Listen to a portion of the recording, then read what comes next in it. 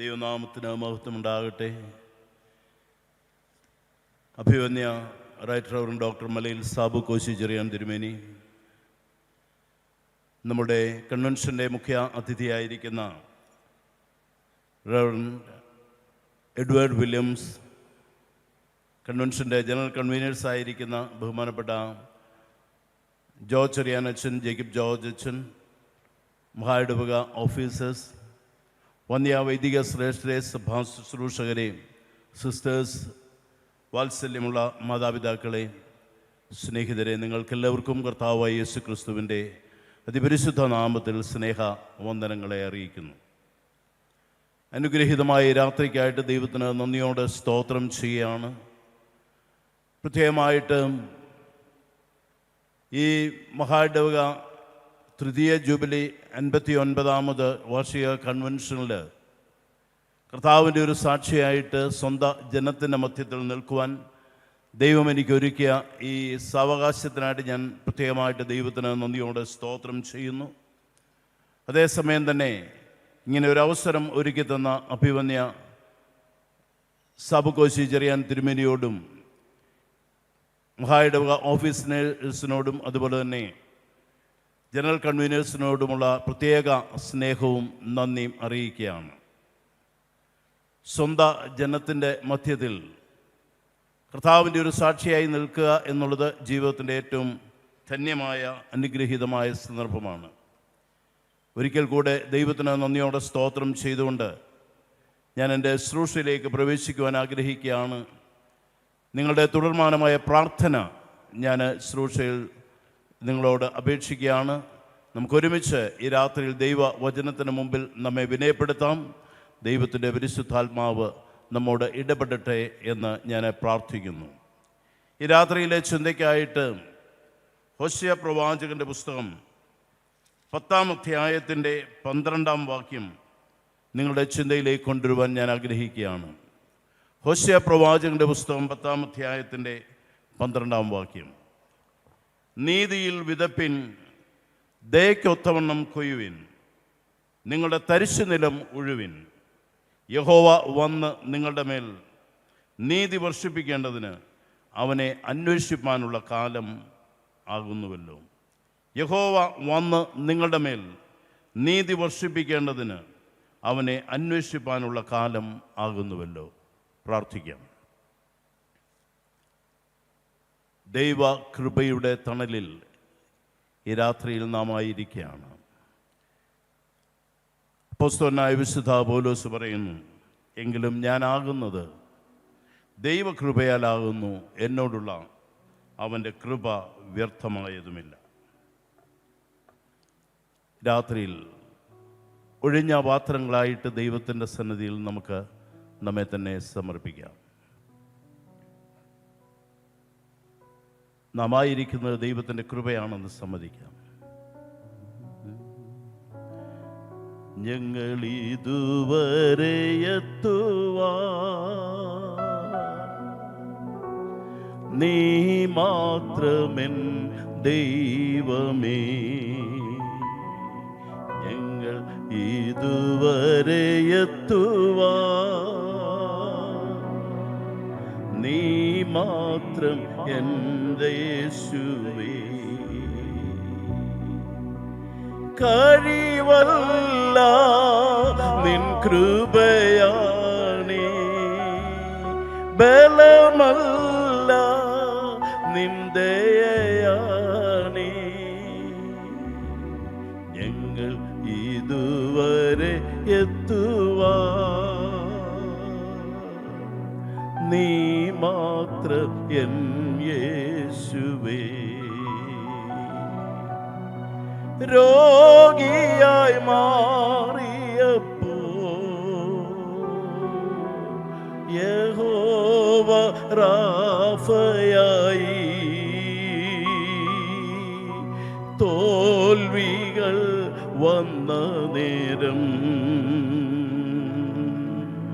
യഹോവ നിസിയായി, ഞങ്ങൾ ഇതുവരെ എത്തുവാ നീ മാത്രം എൻ ദൈവമേ, ഞങ്ങൾ ഇതുവരെ എത്തുവാൻ നീ മാത്രം എൻ യേശുവേ. ദൈവമായ കർത്താവേ, ഞങ്ങൾ ഇതുവരെ എത്തുവാൻ നിന്റെ കൃപയൊന്നു മാത്രമാണ്, നിന്റെ ദയൊന്നു മാത്രമാണ്.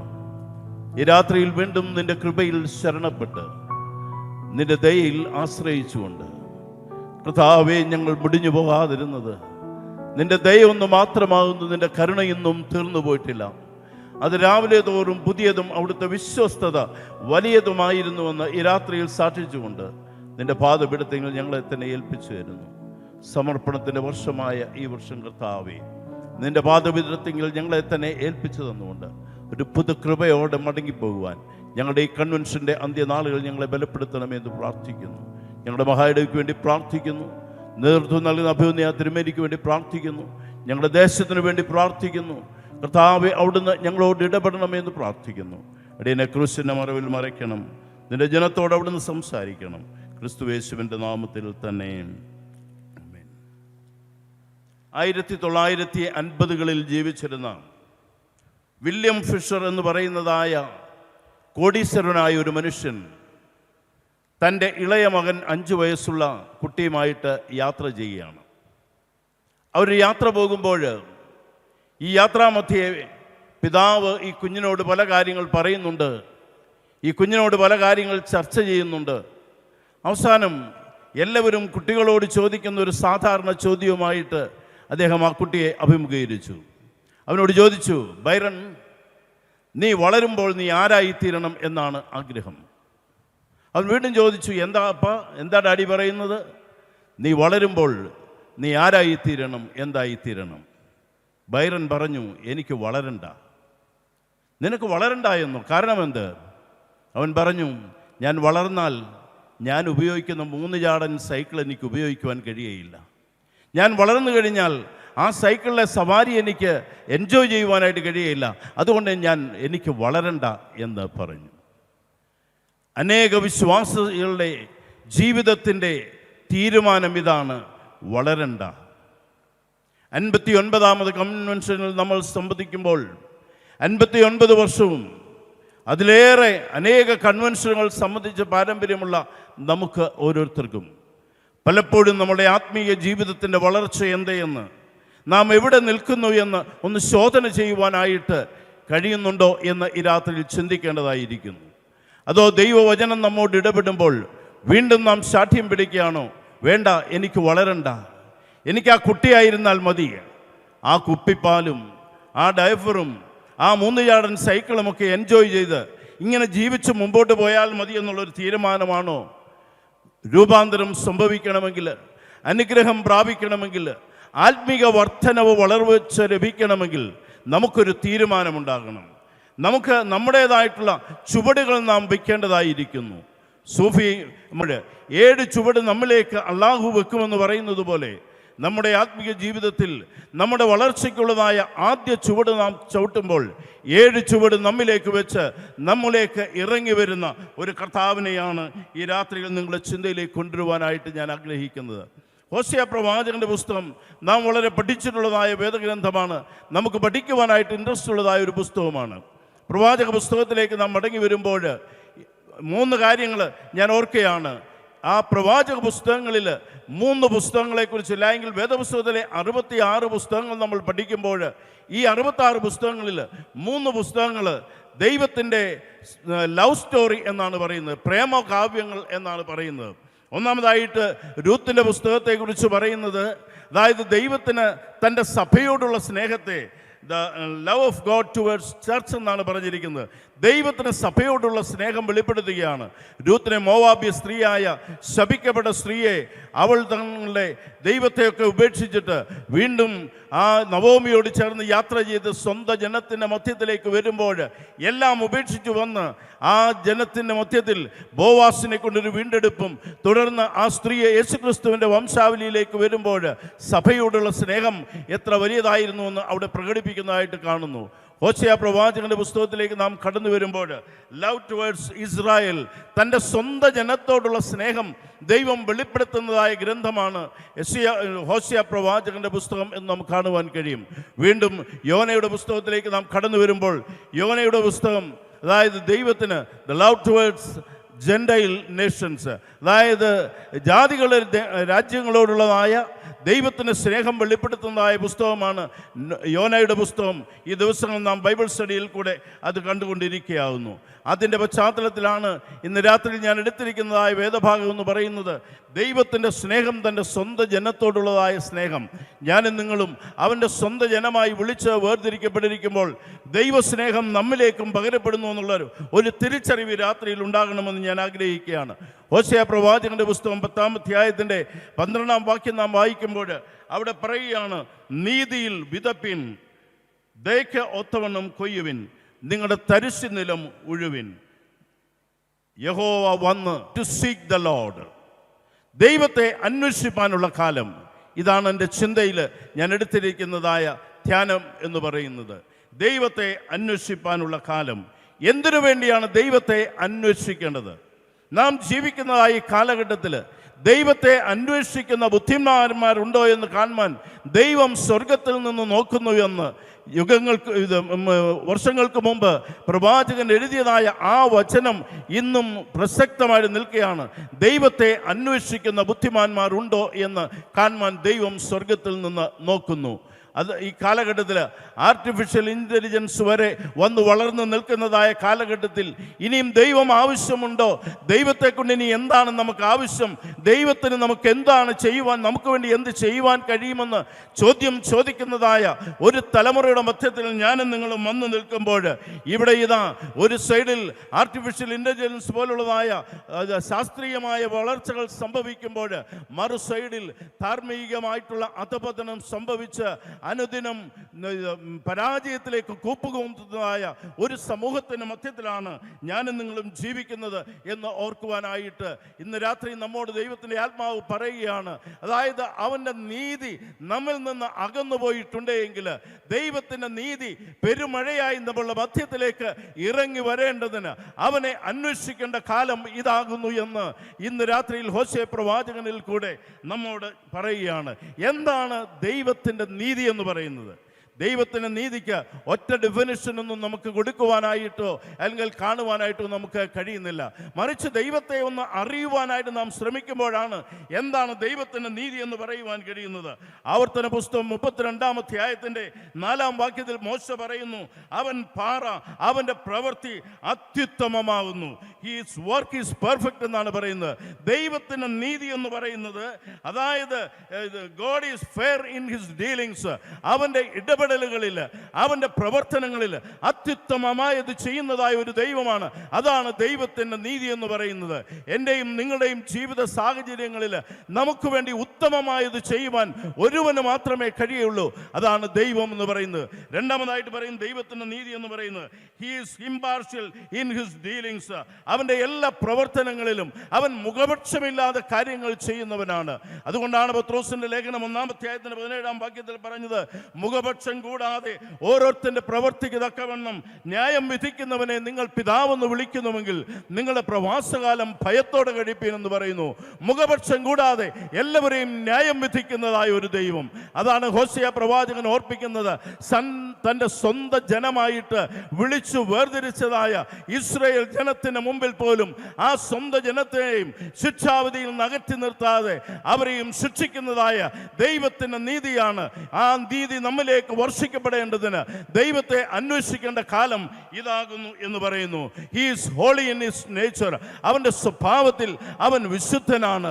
ഞാൻ വിശുദ്ധനായിരിക്കുന്നത് പോലെ നിങ്ങളും വിശുദ്ധരായിരിപ്പീനെന്ന് ദൈവം തൻ്റെ ജനത്തോട് പറയുമ്പോൾ, നമ്മോട് പറയുമ്പോൾ, ആ വിശുദ്ധിയെ നമ്മുടെ മധ്യത്തിൽ അത് ആൾരൂപമായിട്ട് ഇറങ്ങി ഇറങ്ങി വന്ന യേശു ക്രിസ്തുവിൻ്റെ അനുഭവക്കാരായിട്ട് സാക്ഷികളായിട്ട് നിൽക്കുവാൻ വിളിക്കപ്പെട്ട ജനത്തോട് പറയുകയാണ്, ദൈവത്തിൻ്റെ വിശുദ്ധി നിലനിർത്തുവാനായിട്ട്, അവൻ്റെ നീതി ദേശത്ത് വിളങ്ങുവാനായിട്ട് അവനെ അന്വേഷിക്കേണ്ട കാലം അതിക്രമിച്ചു കഴിഞ്ഞിരിക്കുന്നു. അവസാനമായിട്ട് പറയുകയാണ്, God is faithful in his promises and covenant. അവൻ്റെ ഉടമ്പടികളിലും അവൻ്റെ വാഗ്ദത്തങ്ങളിലും ദൈവം വിശ്വസ്തനാണ്. ദൈവത്തിൻ്റെ വിശ്വസ്തതയ്ക്ക് ഭംഗം വരുന്നില്ല.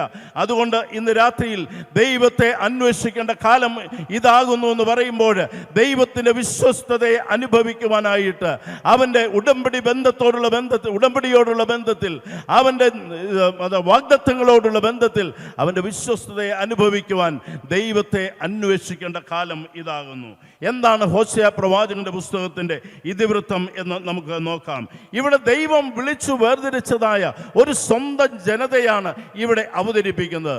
ഹോശേയ പ്രവാചകന്റെ പുസ്തകം, ഹോശേയ എന്ന് പറയുന്നത് ആ പേരിൻ്റെ തന്നെ അർത്ഥമെന്ന് പറയുന്നത് രക്ഷ എന്നാകുന്നുവെങ്കിൽ 1 മുതൽ 3 വരെയുള്ള അധ്യായങ്ങളിൽ ഹോശേയോട് പറയുകയാണ്, ഗോമർ എന്ന് പറയുന്നതായ വ്യഭിചാരിണിയായ സ്ത്രീയെ നീ വിവാഹം കഴിക്കുക, നീ ചേർത്തുകൊള്ളുക എന്ന് പറയുമ്പോൾ ആ രക്ഷ എന്നുള്ള അടയാളം യേശുക്രിസ്തു ഈ ലോകത്തിലേക്ക് വന്നപ്പോൾ ഗബ്രിയേൽ ദൂതൻ പറയുകയാണ്, അവൻ തൻ്റെ ജനത്തെ അവരുടെ പാപങ്ങളിൽ നിന്ന് രക്ഷിപ്പാനിരിക്കൊണ്ട് യേശു എന്ന പേർ വിളിക്കണമെന്ന് പറയുമ്പോൾ പാപികളെ ചേർത്ത് നിർത്തുവാനായിട്ട് യേശു ഈ ലോകത്തിലേക്ക് വന്നതുപോലെ തന്നെ പാപിനിയായ ഒരു സ്ത്രീയെ ചേർത്തുകൊള്ളുവാനായിട്ട് യേശുക്രിസ്തുവിൻ്റെ സ്ഥാനത്ത് നിന്നുകൊണ്ട്, അല്ലെങ്കിൽ ദൈവത്തിൻ്റെ സ്ഥാനത്ത് നിന്നുകൊണ്ട് ഹോശേയ പ്രവാചകനോട് ദൈവം പറയുകയാണ്, ഈ ജനത്തെ ഒരു പാഠം പഠിപ്പിക്കുവാൻ ഞാൻ ആഗ്രഹിക്കുകയാണ്. അതുകൊണ്ട് നീ ഗോമറിനെ നിന്റെ ഭാര്യയായി ചേർത്തുകൊള്ളുക എന്ന് പറയുന്നു. ആ ഭാഗം നമ്മൾ കാണുന്നത്, ആ ഭാഗത്തിൽ അതായത് അവൾ വീണ്ടും വീണ്ടും വഴിതെറ്റി പോവുകയും 3 വരെയുള്ള അധ്യായങ്ങളിൽ അവിശ്വസ്തയായ ഒരു സ്ത്രീയെ അവിടെ നമുക്ക് കാണുവാനായിട്ട് കഴിയുന്നുണ്ട്. എന്നാൽ ഇവിടെ നാം കാണുമ്പോൾ എന്തായിരുന്നു ദൈവത്തിൻ്റെ ഉദ്ദേശം? ഈ ജനത്തെ വിളിച്ചു വേർതിരിച്ചപ്പോൾ ആരാണ് ഇസ്രായേൽ എന്ന് ചോദിച്ചു കഴിഞ്ഞാൽ അബ്രഹാമിനെ നിന്ന് ചരിത്രം ആരംഭിക്കുകയാണ്. ഉൽപ്പത്തി പുസ്തകം 12-ാം അധ്യായത്തിൽ ആരംഭിക്കുന്നതായ ഒരു ചരിത്രമാണിത്. അബ്രഹാമിൽ നിന്ന് ആരംഭിച്ച് അവിടെ നിന്ന് 70 പേരായിട്ട് മിസ്രൈമിലേക്ക് യാത്ര തിരിച്ച് 430 വർഷം കഴിയുമ്പോൾ ആ ലക്ഷക്കണക്കിന് ആളുകളായിട്ട് മടങ്ങി വരുന്ന ഒരു ജനത, ആ ജനത മിസ്രൈമിൽ അനുഭവിച്ചതായ കഷ്ടതയുടെ മധ്യത്തിൽ അവർ നിലവിളിച്ചു. അവർക്ക് നീതി വേണമെന്ന് അവർ നിലവിളിക്കുകയാണ്. അവരുടെ നിലവിളിയുടെ ഭാഗമായിട്ട് നമുക്ക് കാണാം 3-ാം അധ്യായത്തിൻ്റെ 7-ാം വാക്യത്തിൽ ഇങ്ങനെയാണ് നമ്മൾ വായിക്കുന്നത്, യഹോവ ചെയ്തത്, മിസ്രൈമിലുള്ള എൻ്റെ ജനത്തിൻ്റെ കഷ്ടത ഞാൻ കണ്ടു, ഊഴിയ വിചാരകന്മാർ നിമിത്തമുള്ള അവരുടെ നിലവിളിയും ഞാൻ കേട്ടു, അതുകൊണ്ട് അവരെ രക്ഷിപ്പാനായിട്ട് ഞാൻ ഇറങ്ങി വരുന്നു എന്ന് പറഞ്ഞുകൊണ്ട് ഇറങ്ങി വന്ന് തൻ്റെ ജനത്തെ മിസ്രൈമിൻ്റെ അടിമത്വത്തിൽ നിന്ന്, ഫറവോന്റെ ഇരുമ്പ് ചങ്ങലയിൽ നിന്ന് വിടുവിച്ച് അവരെ കൊണ്ടുപോകുമ്പോൾ ദൈവം അവരോട് ഒരു കാര്യം മാത്രമാണ് പറഞ്ഞത്. അവരോട് പറയുകയാണ്, നിങ്ങളെ ഞാൻ ഇവിടെ കൊണ്ടുവന്നിട്ട് നിങ്ങളോടൊരു ഉടമ്പടി ചെയ്യുകയാണ്. ഈ 430 വർഷക്കാലം നിങ്ങൾ അനുഭവിച്ചതായ വേദനയിൽ നിന്നും നിങ്ങൾ പുറത്തു വരുമ്പോൾ നിങ്ങളെക്കുറിച്ച് ഞാൻ ആഗ്രഹിക്കുന്നത് 2 കാര്യങ്ങൾ ഇവിടെ നമുക്ക് വായിക്കാം. പുറപ്പാട് പുസ്തകം 19-ാം അധ്യായത്തിൻ്റെ 5-ഉം 6-ഉം വാക്യങ്ങളിൽ, ആകയാൽ നിങ്ങൾ എൻ്റെ വാക്ക് കേട്ട് അനുസരിക്കുകയും എൻ്റെ നിയമം പ്രമാണിക്കുകയും ചെയ്താൽ നിങ്ങൾ എനിക്ക് സകല ജാതികളിലും വെച്ച് പ്രത്യേക സമ്പത്തായിരിക്കും. ഒന്നാമതായിട്ട് പറയുകയാണ്, നിങ്ങളുടെ പദവി എന്തായിരിക്കും? ഞാനും നിങ്ങളുമായിട്ടുള്ള ബന്ധത്തിൽ നിങ്ങളെ വിടുവിച്ച് കൊണ്ടുവരുമ്പോൾ നിങ്ങളുടെ പദവി എന്താണ്? നിങ്ങൾ എനിക്ക് ഒരു വിലയേറിയ സമ്പത്തായിരിക്കും എന്ന് പറഞ്ഞു. രണ്ടാമതായിട്ട് പറയുകയാണ് 6-ാം വാക്യത്തിൽ, നിങ്ങൾ എനിക്ക് പുരോഹിത രാജത്വവും വിശുദ്ധ ജനവുമാകും. നിങ്ങൾ എനിക്ക് പുരോഹിത രാജത്വവും വിശുദ്ധ ജനവുമാകും. അതായത് അവരുടെ ഉത്തരവാദിത്തങ്ങളെ കുറിച്ച് ദൈവം അവരോട് പറയുകയാണ്. ഒന്ന്, അവരുടെ പദവിയെക്കുറിച്ച് പറയുകയാണ്, നിങ്ങൾ എനിക്ക് സ്വന്തമായിരിക്കും. 2, അവരെക്കുറിച്ച് പറയുകയാണ്, നിങ്ങളുടെ വിശ്വാസ ജീവിതത്തിൽ നിങ്ങൾ പുരോഹിത രാജത്വവും വിശുദ്ധ ജനവുമായി വേർതിരിക്കപ്പെട്ടിരിക്കും. ഒരൊറ്റ കണ്ടീഷൻ മാത്രമേ ഉള്ളൂ, നിങ്ങളും ഞാനുമായിട്ടുള്ള ബന്ധത്തിൽ.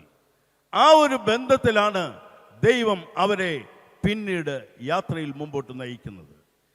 ക്രൈസ്തവ വിശ്വാസ സമൂഹത്തോട്, വീണ്ടെടുക്കപ്പെട്ടതായ ദൈവജനത്തോട് പത്രോസ് അപ്പോസ്തലൻ പറയുകയാണ്, നമ്മൾ ആരാകുന്നു എന്ന് പറയുന്നുണ്ട്, നമ്മുടെ പദവി എന്താകുന്നു എന്ന് പറയുന്നുണ്ട്. അന്ധകാരത്തിൽ നിന്ന് തൻ്റെ അത്ഭുത പ്രകാശത്തിലേക്ക് നമ്മെ വിളിച്ചവൻ്റെ സൽഗുണങ്ങളെ ഘോഷിപ്പാൻ തക്കവണ്ണം തെരഞ്ഞെടുക്കപ്പെട്ട ഒരു ജാതിയും രാജകീയ പുരോഹിതവർഗവും വിശുദ്ധ വംശവും സ്വന്തം ജനവുമാകുന്നു എന്ന് പറയുന്നു. യോഹന്നാൻ പറയുകയാണ്, ലേഖനങ്ങളിൽ പറയുകയാണ്, കാൺമീൻ നാം ദൈവമക്കൾ എന്ന് വിളിക്കപ്പെടുവാൻ എത്ര വലിയൊരു പദവിയാണ് അവൻ നമുക്ക് തന്നത്. പഴയ നിയമത്തിൽ ദൈവം ഇസ്രായേൽ ജനത്തിന് കൊടുത്തതായ പദവി, നിങ്ങൾ എൻ്റെ സ്വന്തം ജനം, എൻ്റെ സമ്പത്തായിരിക്കും എന്ന് പറഞ്ഞുവെങ്കിൽ ഇവിടെ ദൈവം വിളിച്ചു വേർതിരിക്കപ്പെട്ട സഭയോട് പറയുകയാണ്, നിങ്ങൾ ദൈവ മക്കളായിരിക്കും എന്ന് പറഞ്ഞാൽ നിങ്ങൾ എൻ്റെ മക്കളായിരിക്കും. ഒരു വിട്ടുവീഴ്ചയുമില്ല. 2, നിങ്ങളുടെ ദൗത്യം എന്താണ്, നിങ്ങളുടെ ഉത്തരവാദിത്വം എന്താണ്? അവിടെ പറയുകയാണ്, നിങ്ങളോ അന്ധകാരത്തിൽ നിന്ന് തൻ്റെ അത്ഭുത പ്രകാശത്തിലേക്ക് നിങ്ങളെ വിളിച്ചവൻ്റെ സൽഗുണങ്ങളെ ഘോഷിപ്പാൻ തക്കവണ്ണം. അങ്ങനെയെങ്കിൽ ഞാൻ 2 കാര്യങ്ങൾ പറയുകയാണ്. സഭയെ ഒരു മിഷണറി സഭയായിട്ട് ദൈവം വിളിച്ചു വേർതിരിച്ചുവെങ്കിൽ ഹോശേയ പ്രവാചകന്റെ പുസ്തകത്തിലൂടെ ദൈവം സഭയെ ഓർമ്മിപ്പിക്കുകയാണ്. അതായത് നിങ്ങൾ വിളിച്ചു വേർതിരിക്കപ്പെട്ടിരിക്കുന്നത് ജാതികളുടെ പ്രകാശമായിരിക്കേണ്ടതിന്, ജാതികളുടെ മധ്യത്തിൽ ഈ സുവിശേഷം അറിയിക്കേണ്ടതിന്, ഈ ദൈവത്തെക്കുറിച്ച് പ്രസ്താവിക്കേണ്ടതിന്, ഈ ദൈവത്തെ പരിചയപ്പെടുത്തേണ്ടതിന് നിങ്ങളെ വിളിച്ച് വേർതിരിച്ചിരുവെന്ന് വളരെ വ്യക്തമായിട്ട് അവർക്ക് ദൈവം അറിയിപ്പ് കൊടുക്കുകയാണ്. ഇന്ന് രാത്രി ദൈവത്തിൻ്റെ സന്നിധിയിൽ നാം ആയിരിക്കുമ്പോൾ എത്ര വലിയ ഭാഗ്യകരമായ ഒരു പദവിയിലാണ് നാം ആയിരിക്കുന്നത്. എന്നാൽ ഇസ്രായേലിന് എന്ത് സംഭവിച്ചു എന്ന് ഹോശേയ പ്രവാചകൻ തന്നെ പറയുന്നുണ്ട്. ഇങ്ങനെ വിളിച്ചു വേർതിരിച്ചതായ ഈ ജനത്തിന് എന്ത് സംഭവിച്ചു?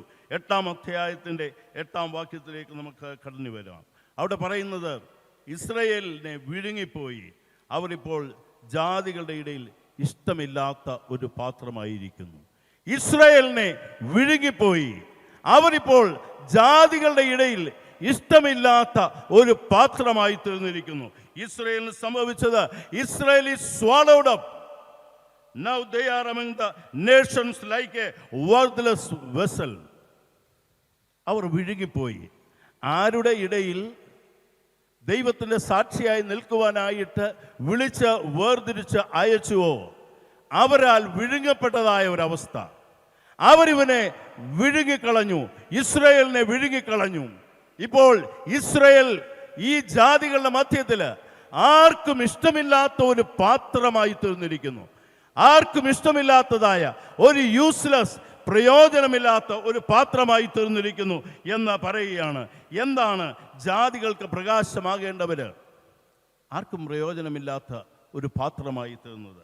അതായത് നമ്മുടെ വിലയൊക്കെ നിർണ്ണയിക്കുന്നത് നമ്മുടെ സമ്പത്തിനെ അടിസ്ഥാനമാക്കിയോ നമ്മുടെ സ്ഥാനമാനങ്ങളെയോ അടിസ്ഥാനമാക്കിയല്ല, മറിച്ച് നമ്മുടെ സ്ഥാനം നിർണ്ണയിക്കുന്നത്, ഇല്ലെങ്കിൽ നമ്മുടെ വില നിർണ്ണയിക്കുന്നതെന്ന് പറയുന്നത് ദൈവത്തോടും നമ്മെക്കുറിച്ചുള്ള ദൈവിക പദ്ധതിയോടുമുള്ള ബന്ധത്തിലാണ് നമ്മുടെ വില നിർണ്ണയിക്കപ്പെടുന്നത്. ഇവിടെയാണ് ചോദ്യം വരുന്നത്. ദൈവത്തോടുള്ള ബന്ധത്തിൽ, നിങ്ങളെക്കുറിച്ചുള്ള, എന്നെക്കുറിച്ചുള്ള ദൈവിക പദ്ധതിയോടുള്ള ബന്ധത്തിൽ നമുക്ക് എത്രത്തോളം ഫലകരമായി തീരുവാൻ കഴിയുന്നുണ്ട്? ഹല്ലേലൂയ. ഇന്ന് രാത്രിയിൽ നമ്മൾ ചോദിക്കുന്ന ചോദ്യം ഇത് മാത്രമാണ്.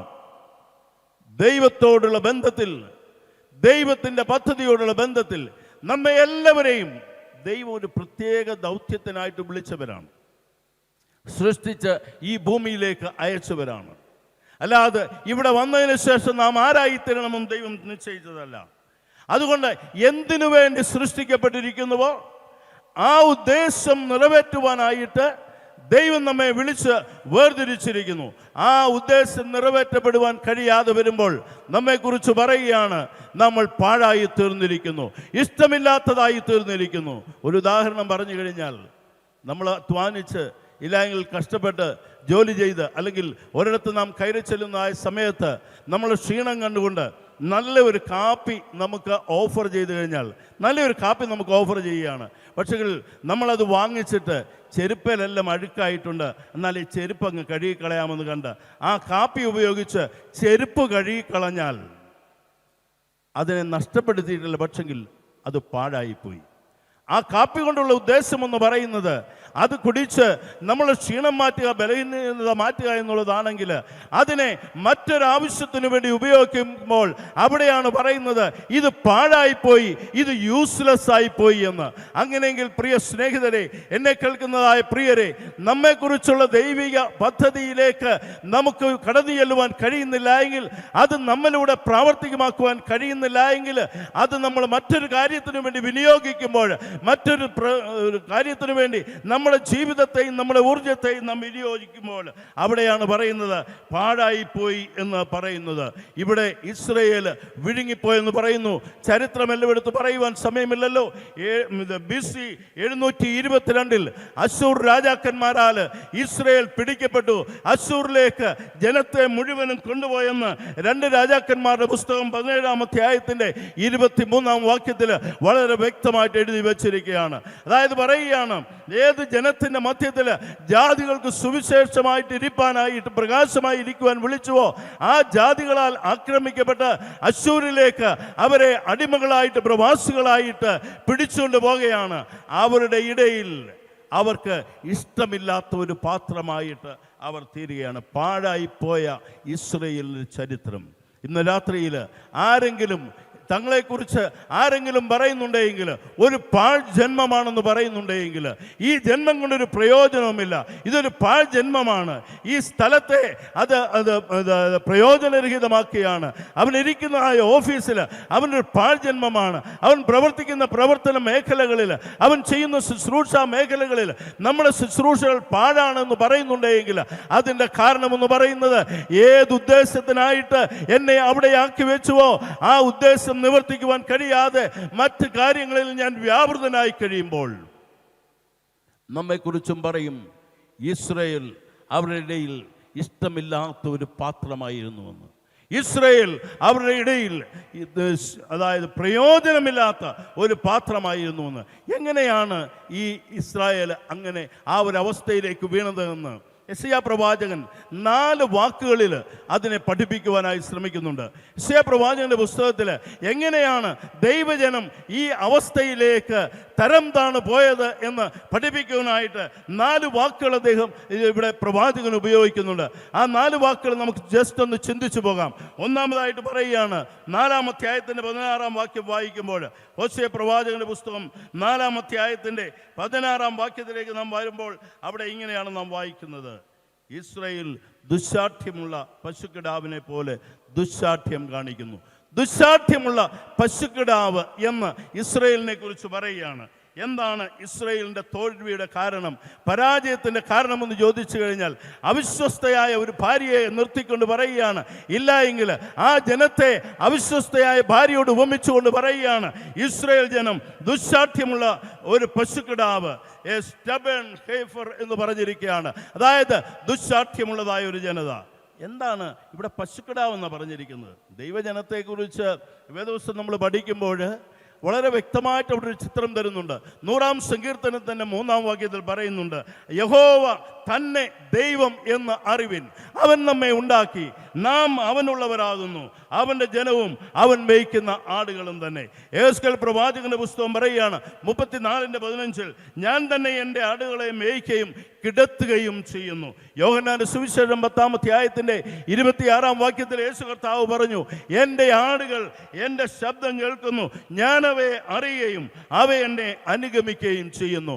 ആടുകളായിട്ട് മേയ്ക്കപ്പെടുവാൻ വിളിച്ചു വേർതിരിക്കപ്പെട്ടതായ ഒരു ജനതയെക്കുറിച്ച് പറയുകയാണ് ദുശാഠ്യമുള്ള പശുക്കിടാവെന്ന്. ദുശാഠ്യമുള്ള പശുക്കിടാവ്, പശുവിനെ വളർത്തുന്നവർക്കറിയാം, ആ കൂട്ടത്തിൽ ചിലത് ദുശാഠ്യമുള്ളതാണെങ്കിൽ അത് കൊമ്പ് കുലുക്കിക്കൊണ്ട് നമ്മളെ ആക്രമിക്കുവാനായിട്ട് വരും, വാൽ ചുരുട്ടി വീശിക്കൊണ്ട് നമ്മുടെ അടുക്കലേക്ക് അടുത്തു വരും, ചിലപ്പോൾ തൊഴിക്കും, ചിലപ്പോൾ ഇടയും. ഒരു രീതിയിലും മെരുക്കുവാൻ കഴിയാത്തതായ ആ പശുക്കിടാവിനെ കുറിച്ചാണ് പറയുന്നത് ദുശാഠ്യമുള്ള പശുക്കിടാവെന്ന്. എല്ലാം എടുത്തെടുത്ത് പറയുവാൻ സമയമില്ലല്ലോ. അവരുടെ അനുസരണക്കേടിനെയാണ് അവിടെ സൂചിപ്പിക്കുന്നത്. ആവർത്തന പുസ്തകം 10-ാം അധ്യായത്തിൻ്റെ 12 മുതലുള്ള വാക്യങ്ങൾ വായിക്കുമ്പോൾ ദൈവം അവരെ കുറിച്ച് പറയുകയാണ്, നിങ്ങൾ ദൈവജനം ജനമായിരുന്ന് അവൻ്റെ കൽപ്പനകളെ അനുസരിച്ച് അവൻ്റെ കൽപ്പനകളെ പ്രമാണിച്ചു കഴിഞ്ഞാൽ അവരെ അനുഗ്രഹിക്കുമെന്നും 1000 തലമുറ വരെ അവർക്ക് അനുഗ്രഹം നൽകുമെന്ന് പറയുമ്പോൾ ആ വാക്യത്തിൻ്റെ അവസാന ഭാഗത്ത് പറയുകയാണ്, ഇവർ ദുശ്ശാഠ്യം കാണിക്കുന്നു. 10-ാം അധ്യായത്തിൻ്റെ 12-ാം വാക്യം നാം വായിക്കുമ്പോൾ അവിടെ ഇങ്ങനെയാണ് എഴുതിയിരിക്കുന്നത്. അതിൽ 16-ാം വാക്യത്തിൽ അവർ ഇനിമേൽ ദുശ്ശാഠ്യമുള്ളവർ ആകരുത്. അനുസരണക്കേട് എന്ന് പറയുന്നത് ദുശ്ശാഠ്യത്തിൻ്റെ ഒരു ലക്ഷണമാണ്. ദൈവത്തെ അനുസരിക്കാതെ, ദൈവത്തിൻ്റെ കൽപ്പനകളെ അനുസരിക്കാതെ, അവൻ്റെ ന്യായപ്രമാണത്തെ അനുസരിക്കാതെ മുമ്പോട്ട് പോകുന്ന ഒരു ജനത്തെക്കുറിച്ച് പറയുകയാണ് ദുശ്ശാഠ്യമുള്ള ജനതയെന്ന്. ദൈവവചനം പ്രമാണിക്കാതെ ഏതൊരു ക്രിസ്ത്യാനിയായിരുന്നാലും ആരായിരുന്നാലും തന്നെ, ഞാനോ നിങ്ങളോ ആയിരുന്നാൽ നമ്മെക്കുറിച്ച് പ്രവാചകൻ പറയുകയാണ് ദുശ്ശാഠ്യമുള്ള ജനതയാണെന്ന്. സെക്കറിയ പ്രവാചകന്റെ പുസ്തകം 7-ാം അധ്യായത്തിന്റെ 11-ാം വാക്യം നമ്മൾ വായിക്കുമ്പോൾ അവിടെ പറയുന്നുണ്ട്, എന്നാൽ ചെവി കൊടുപ്പാൻ അവർക്ക് മനസ്സിലായിരുന്നു, അവർ ദുശ്ശാഠ്യം കാണിക്കുകയും കേൾക്കാതെ വണ്ണം ചെവി പൊത്തിക്കൊള്ളുകയും ചെയ്തിരുന്നു. ദൈവത്തെ ശ്രദ്ധിച്ച് കേൾക്കുവാനായിട്ട് മനസ്സില്ലാത്തതായ ഒരു ജനതയെക്കുറിച്ച് പ്രവാചകൻ പറയുകയാണ് ദുശ്ശാഠ്യമുള്ള പശുക്കിടാവെന്ന്. നമ്മുടെ ഈ വർഷത്തെ ചിന്താവിഷയം സമർപ്പണം എന്ന് പറയുന്നത് ദൈവത്തെ കേൾക്കുക, ദൈവത്തെ ശ്രവിക്കുക, അവൻ്റെ മുമ്പിൽ ചെവിചായിരിക്കുക എന്നുള്ള ആ ചിന്ത നമ്മൾ ഈ ദിവസങ്ങളിൽ ഉടനീളം ചിന്തിച്ചു കൊണ്ടിരിക്കുമ്പോൾ ദൈവത്തെ ശ്രദ്ധിച്ച് കേൾക്കുവാൻ കഴിയുന്നില്ല എങ്കിൽ ആ ജാതിയെക്കുറിച്ച് പറയുകയാണ് അവർ ദുശ്ശാഠ്യമുള്ള ജനമെന്ന് പറയുകയാണ്. വീണ്ടും പറയുകയാണ് അവർ ദൈവത്തെ അനുസരിച്ചല്ല. നെഹമ്യാവ് 9:29 എടുത്ത് വായിക്കുവാൻ സമയമില്ലല്ലോ. അവിടെ പറയുകയാണ് അവർ ദുശ്ശാഠ്യമുള്ളവരായിട്ട് ദൈവത്തെ അനുസരിച്ചില്ല എന്ന്. ഒരു നേർചിത്രം വരച്ച് കാണിക്കുകയാണ് ഇസ്രായേലിൻ്റെ അവസ്ഥ എന്തെന്ന്. രണ്ടാമതായിട്ട് ദൈവം അവരെക്കുറിച്ച് പറയുന്നത് 7-ാം അധ്യായത്തിൻ്റെ 8-ാം വാക്യത്തിൽ അവരെക്കുറിച്ച് പറയുകയാണ് അവർ മറിച്ചിടാത്ത ദോശ. ഞാൻ അത് വായിച്ച് കേൾപ്പിക്കാം. 8-ാം വാക്യത്തിൽ ഇങ്ങനെയാണ് പറയുന്നത്, എഫ്രൈം ജാതികളോട് ഇടകലർന്നിരിക്കുന്നു, എഫ്രൈം മറിച്ചിടാത്ത ദോശയാകുന്നു എന്ന്. മറിച്ചിടാത്ത ദോശയാണ് രണ്ടാമത്തെ ഉപമ എന്ന് പറയുന്നത്. അതായത് ആ ഭാഗം നമ്മൾ വായിക്കുമ്പോൾ 7-ാം അധ്യായത്തിൻ്റെ 4, 6, 7 വാക്യങ്ങളിൽ ഒരപ്പക്കൂടിനെ കുറിച്ച് പറയുന്നുണ്ട്. അവരുടെ ഭക്ഷണശൈലിയോടുള്ള ബന്ധത്തിലാണ് ഈ അപ്പക്കൂടിനെ കുറിച്ച് പറയുന്നത്. എന്താണ് ഈ അപ്പക്കൂടെന്ന് ചോദിച്ചു കഴിഞ്ഞാൽ, ഇസ്രായേൽ ജനം അപ്പം ചുടുന്നതിന് ലോഹനിർമ്മിതവും സോസർ പോലെ വൃത്താകൃതിയിലുള്ളതുമായ അല്പം കുഴിവുമുള്ളതായ ഒരു പാത്രമാണ് ഈ അപ്പക്കൂടെന്ന് പറയുന്നത്. അതവർ കമഴ്ത്തി വെച്ചാണ് അതിൻ്റെ മേൽ ദോശ പരത്തി അതിനെ ചുടുവാനായിട്ട് വയ്ക്കുന്നത്. ആ അപ്പക്കൂടിന്മേൽ ചുട്ടെടുക്കുന്നതായ ദോശ അത് ഒരു വശം മാത്രം കരിഞ്ഞതായിട്ട് പുറത്തു വരുമ്പോൾ അത് ഉപയോഗശൂന്യമായി കാണുമ്പോൾ പറയുകയാണ്, ഇസ്രായേൽ ജനതയെക്കുറിച്ച് പറയുകയാണ് ഇവിടെ ഇതാ മറിച്ചിടാത്ത dosa, cake not burn tend എന്നാണ് പറഞ്ഞിരിക്കുന്നത്. അതായത് ശരിയായിട്ട് ബേക്ക് ചെയ്യുവാൻ, ഹാഫ് ബേക്ക്ഡ് കേക്ക്. ഇത് ഒറ്റ അർത്ഥം മാത്രം പറഞ്ഞ് ഞാൻ മുമ്പോട്ട് പോകാൻ ആഗ്രഹിക്കുകയാണ്. പകുതി സമർപ്പണം മാത്രമേ ഉള്ളൂ. പകുതി സമർപ്പണം മാത്രമേ ഉള്ളൂ. നിങ്ങൾ ആ ഭാഗം പഠിക്കുവാനായിട്ട് ശ്രമിക്കുക. 5-ാം അധ്യായത്തിൻ്റെ 6-ാം വാക്യം പറയുമ്പോൾ അവിടെ പറയുകയാണ്, യഹോവയെ അന്വേഷിക്കേണ്ടതിന് അവർ ആടുകളെയും കാളകളെയും കൊണ്ടുചെല്ലും. ഒരു സൈഡിൽ അവർക്ക് ആരാധനയുണ്ട്, ഒരു സൈഡിൽ അവർക്ക് ബലികളുണ്ട്, ഒരു സൈഡിൽ അവർക്ക് ആത്മീയമായിട്ടുള്ള എല്ലാ കാര്യങ്ങളുമുണ്ട്. അതേസമയം 8-ാം അധ്യായത്തിൻ്റെ 4-ാം വാക്യത്തിൽ പറയുകയാണ് അവർ വിഗ്രഹങ്ങളുടെ കൂട്ടാളികളാകുന്നു. വീണ്ടും പറയുകയാണ് 4-ാം അധ്യായത്തിന്റെ 17 മുതൽ 18 വരെയുള്ള വാക്യങ്ങൾ പറയുകയാണ് മദ്യപാനം അവർക്ക് ആകുന്നു, അവർ മദ്യപന്മാരായി ജീവിക്കുന്നു. വീണ്ടും 10-ാം അധ്യായത്തിന്റെ 1-ാം വാക്യത്തിൽ പറയുന്നു അവർ ബലിപീഠങ്ങളെ ഉണ്ടാക്കുന്നു. ഇത് പലപ്പോഴും ഒരു സാധാരണ ക്രിസ്തീയ ജീവിതത്തിൽ സംഭവിക്കുകയാണ്. ഒരു സൈഡിൽ നമുക്ക് ആരാധനയുണ്ട്, ഒരു സൈഡിൽ നമുക്ക് പാട്ടുകളുണ്ട്, ഒരു സൈഡിൽ നമുക്ക് ദൈവാരാധനയുണ്ട്. എല്ലാം ഉള്ളപ്പോൾ അതിന്റെ മറു സൈഡിൽ ഈ പറഞ്ഞതായ വിഗ്രഹാരാധനയുണ്ട്, മറു സൈഡിൽ മദ്യപാനമുണ്ട്, മറു സൈഡിൽ മറ്റ് തെറ്റായ ജീവിത ശൈലികളുണ്ട്, അന്യ ദൈവങ്ങൾക്ക് വേണ്ടി ബലിപീഠങ്ങൾ ഉണ്ടാക്കുന്ന ജീവിത സാഹചര്യങ്ങളുണ്ട്. പകുതി മാത്രം സമർപ്പിക്കുന്നതായ ഒരു സമർപ്പണം. ഒരു കഥ ഇങ്ങനെ വായിക്കുവാൻ കഴിഞ്ഞിട്ടുണ്ട്. അതായത് കുതിരയെ മെരുക്കുന്നതായ ഒരു സ്ഥലത്ത് ഒരു സുവിശേഷകൻ പ്രസംഗിക്കുവാനായിട്ട് കടന്നുപോയി. കുതിരയെ മെരുക്കുകയാണ് അവിടുത്തെ പണി. ആ കുതിരയെ മെരുക്കുന്ന അടുത്ത് പ്രസംഗിച്ച് അദ്ദേഹം മടങ്ങിപ്പോയപ്പോൾ അവർക്ക് പ്രസംഗം അങ്ങ് ഇഷ്ടപ്പെട്ടു. അവർ തീരുമാനിച്ചു ഈ സുവിശേഷകന് ഒരു കുതിരയെ കൊടുക്കണമെന്ന്. അദ്ദേഹം വീട്ടിൽ ചെന്നപ്പോഴേക്കും അവരൊരു വാഹനത്തിൽ ഒരു കുതിരയെ കൊണ്ടുവന്ന് വീടിന് മുമ്പിൽ ഇറക്കി. അപ്പോൾ ആ സുവിശേഷകൻ്റെ മകനാണ് ഏറ്റവും കൂടുതൽ സന്തോഷിച്ചത്. ഓടിച്ചെന്ന് അവൻ ആ കുതിരയുടെ പുറത്ത് കയറുവാൻ തുടങ്ങിയപ്പോൾ അത് ഒരൊറ്റ തട്ട് കൊടുത്തു, ഒരു തൊഴി കൊടുത്തു. അപ്പോൾ കുതിരയെ കൊണ്ടുവന്നവൻ പറയുകയാണ്, ആ സൈഡിൽ കൂടെ കുതിരപ്പുറത്ത് കയറുവാൻ അതിനെ പരിശീലിപ്പിച്ചിട്ടില്ല, അതുകൊണ്ട് ഇങ്ങേ സൈഡിൽ കൂടെ വേണം കയറുവാൻ എന്ന് പറഞ്ഞു. ഉടനെ ആ സുവിശേഷകൻ പറഞ്ഞു, ഒരു കാര്യം ചെയ്യ്, ഈ കുതിരയെ അങ്ങ് തിരിച്ചു കൊണ്ടുപോയിക്കോ, കൊണ്ടുപോയിട്ട് 2 സൈഡിൽ കൂടെ കയറത്തക്കവണ്ണം അതിനെ മെരുക്കി ഇങ്ങോട്ട് കൊണ്ടുവന്നാൽ മതി എന്ന് പറഞ്ഞു. ഇവിടെ പലപ്പോഴും പകുതി മെരുക്കിയതായ ഒരു ക്രിസ്തീയ ജീവിതമാണ്. പൂർണ്ണമായിട്ടൊന്നും മെരുക്കപ്പെടുവാനായിട്ട് നാം ആഗ്രഹിക്കുന്നില്ല. സഹവർത്തിത്വത്തിന് നമ്മൾ തയ്യാറാണ്, കോംപ്രമൈസിന് നമ്മൾ തയ്യാറാണ്. എന്നെ കേൾക്കുന്ന ദൈവജനമേ, ഒരു സൈഡിൽ ആരാധനയും മറു സൈഡിൽ മദ്യപാനവും, ഒരു സൈഡിൽ ആരാധനയും മറു സൈഡിൽ വിഗ്രഹാരാധനയും, ഇത് രണ്ടും കൊണ്ട് പോകുമ്പോൾ പ്രവാചകൻ നമ്മെ നോക്കി പറയുകയാണ്, ഇത് മറിച്ചിടാത്ത ദോഷയാണ്, പൂർണ്ണ സമർപ്പണമല്ല എന്ന് പറഞ്ഞ് എന്നെയും നിങ്ങളെയും അവൻ നമ്മുടെ നേരെ വിരൽ ചൂണ്ടുമ്പോൾ ഈ രാത്രിയിൽ പാഴായി പോയതിൻ്റെ കാരണമെന്ന് പറയുന്നത് മറ്റൊന്നുമല്ല, ഈ പകുതി സമർപ്പണമാണ്. 4-ാമതായിട്ട് 7-ാം അധ്യായത്തിൻ്റെ 11-ാം വാക്യത്തിൽ മറ്റൊരു ഭാഗം ഇങ്ങനെ നമുക്ക് വായിക്കുവാനായിട്ട് കഴിയുകയാണ്. ഇസ്രായേലിനെ കുറിച്ച് പറയുകയാണ്, എഫ്രൈം ബുദ്ധിയില്ലാത്ത പൊട്ടപ്രാവ് പോലെയാവുന്നു. 3-ാമത്തെ കാര്യം, ബുദ്ധിയില്ലാത്ത പൊട്ടപ്രാവ്, a silly dove without heart. അതായത് നിഷ്കളങ്കമായിരിക്കേണ്ടതായ പ്രാവിനെ കുറിച്ച് പറയുന്നത്, പാമ്പിനെ പോലെ ബുദ്ധിയുള്ളവരും പ്രാവിനെ പോലെ നിഷ്കളങ്കതയും കളങ്കതമില്ലാത്തവരുമായിരിപ്പിനെന്ന് പറയുമ്പോൾ അങ്ങനെയുള്ളതായ ഒരു പ്രാവിനെ ഇവിടെ പ്രവാചകൻ വിളിക്കുകയാണ് പൊട്ടപ്രാവ് എന്ന് പറയുന്നത്. അതായത് അവിടെ ഒരു കാര്യമാണ് പറയുന്നത്, ഞാൻ സമയമില്ലാത്തതുകൊണ്ട് വേഗം പറഞ്ഞു പോയാണ്. 4-ാം അധ്യായത്തിൻ്റെ 6-ാം വാക്യത്തിൽ പറയുന്നുണ്ട്, എൻ്റെ ജനം പരിജ്ഞാനമില്ലാതെ നശിച്ചു പോകുന്നു. പൊട്ടപ്രാവെന്ന് പറയുമ്പോൾ ദൈവിക പരിജ്ഞാനമില്ലാതെ നശിച്ചു പോകുന്നതായ എല്ലാ വിഡ്ഢിത്തരങ്ങളും കാണിക്കുവാനായിട്ട്, അതേസമയം ബുദ്ധി ഉപദേശിച്ച് കൊടുക്കുന്നവരെ അവർ ഭ്രാന്തന്മാരെന്ന് വിളിക്കുകയാണ്. 9-ാം അധ്യായത്തിലെ 7-ാം വാക്യത്തിൽ പറയുകയാണ്, ബുദ്ധി ഉപയോഗിക്കുമ്പോൾ അവരെ ഭ്രാന്തന്മാരെന്ന് വിളിക്കുന്നു, ഭോഷന്മാരെന്ന് വിളിക്കുന്നു. ഇന്ന് രാത്രിയിൽ ബുദ്ധി ഉപദേശിക്കുന്നവരെ ഭ്രാന്തനെന്നും ഭോഷനെന്നും വിളിക്കുന്നതായ ഒരു തലമുറയുടെ മധ്യത്തിൽ ഞാനും നിങ്ങളും ജീവിക്കുമ്പോൾ നമ്മെക്കുറിച്ചും പറയുകയാണ്, നാം പൊട്ടപ്രാവിൻ്റെ സ്ഥാനമാണ് അലങ്കരിക്കുന്നതെന്ന്. അതായത് വഴിതെറ്റിയ വികാരങ്ങൾക്ക് അടിമപ്പെട്ടുകൊണ്ട് മുമ്പോട്ട് പോവുകയാണ്. അതിൻ്റെ കാരണത്താൽ അതിന് സംഭവിക്കുന്നത് എന്താണെന്നറിയാമോ? അത് പല കെണികളിൽ പെടുകയാണ്, വലയിൽപ്പെട്ട് അത് വീണുപോവുകയാണ്, ഇല്ലാതെയായി പോവുകയാണ്. ഇന്നത്തെ കാലഘട്ടത്തിൽ പൊട്ടപ്രാവിനെ പോലെ നടക്കുന്നതായ അനേക ക്രിസ്തീയ വിശ്വാസികൾ, ഈ കഴിഞ്ഞ ആഴ്ചയാണ് നമ്മൾ വായിച്ചത്, ഓൺലൈനിൽ പണമുണ്ടാക്കുവാൻ വേണ്ടി പണം നിക്ഷേപിച്ചതായ എന്നെ പോലെയുള്ള ഒരു വൈദികനെ കുറിച്ച് വായിച്ചു. നമ്മളെക്കുറിച്ചും പറയുകയാണ്, പൊട്ടപ്രാവുകളാണെന്ന്, ബുദ്ധിയില്ലാത്തതായ ബുദ്ധിഹീനതയ്ക്ക് വഴിപ്പെടുന്നതായ ഒരു തലമുറ. വീണ്ടും നമ്മൾക്കറിയാം, നമ്മുടെ അനേക തലമുറ നമ്മൾ വായിച്ചു കേട്ടതും കണ്ടു കേട്ടതുമാണ്. ബ്ലൂ വെയിൽ പോലെയുള്ളതായ അനേക ഗെയിമുകളിൽപ്പെട്ട അനേക കുഞ്ഞുങ്ങൾ ആത്മഹത്യ ചെയ്തുവെങ്കിൽ ബുദ്ധിയില്ലാത്ത പൊട്ടപ്രാവിൻ്റെ പ്രവർത്തനങ്ങൾ തെറ്റായ ആശ്രയ സങ്കേതങ്ങളിലേക്ക് എത്തിപ്പെടുവാനായിട്ട് ആഗ്രഹിക്കുന്നവർ. ഇവരെക്കുറിച്ച് പറഞ്ഞത് 7-ാം അധ്യായത്തിൻ്റെ 11-ാം വാക്യത്തിൽ, അവർ മിസ്രൈമിനെ വിളിക്കുകയും അശ്ശൂരിലേക്ക് പോവുകയും ചെയ്യുന്നു. ഈ പൊട്ടപ്രാവ് എന്താ ചെയ്യുന്നത്?